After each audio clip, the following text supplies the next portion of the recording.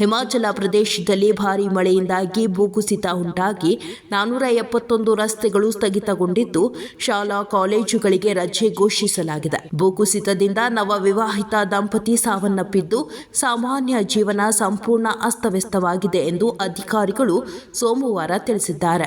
ಶಿಮ್ಲಾ, ಕಾಂಗ್ರಾ, ಚಂಬಾ, ಸಿಮೌರ್ ಮತ್ತು ಮಂಡಿ ಸೇರಿದಂತೆ ರಾಜ್ಯದ 12 ಜಿಲ್ಲೆಗಳ ಪೈಕಿ 5 ಜಿಲ್ಲೆಗಳಲ್ಲಿ ಅತಿ ಹೆಚ್ಚು ಮಳೆಯಾಗುವ ಸಾಧ್ಯತೆ ಇದೆ ಎಂದು ಹವಾಮಾನ ಇಲಾಖೆ ರೆಡ್ ಅಲರ್ಟ್ ಘೋಷಿಸಿದೆ. ಚಂಬಾ ಜಿಲ್ಲೆಯಲ್ಲಿ ಇಂದು ಬೆಳಗ್ಗೆ ಸುರಿದ ಭಾರೀ ಮಳೆಯಿಂದಾಗಿ ಸುಥನ್ ಗ್ರಾಮದ ಮನೆಯ ಮೇಲೆ ಬಂಡೆಯೊಂದು ಉರುಳಿ ಬಿದ್ದಿದೆ. ಘಟನೆಯಲ್ಲಿ ಇತ್ತೀಚೆಗೆ ವಿವಾಹವಾದ ಸನ್ನಿ ಮತ್ತು ಪಲ್ಲು ಎಂದು ದಂಪತಿಗಳು ಸಾವನ್ನಪ್ಪಿದ್ದಾರೆ. ಭಾರೀ ಮಳೆಯಿಂದ ಹಲವು ಕಡೆ ಭೂಕುಸಿತ ಸಂಭವಿಸಿದ್ದು ರಸ್ತೆಗಳು ಬಂದ್ ಆಗಿವೆ.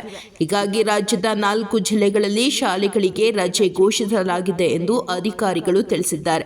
ಸಿಮೌರ್ ಜಿಲ್ಲೆಯ ಶಿಲಿಯಾ ಬಳಿ ರಾಷ್ಟ್ರೀಯ ಹೆದ್ದಾರಿ 707 ಬಂದ್ ಆಗಿದೆ.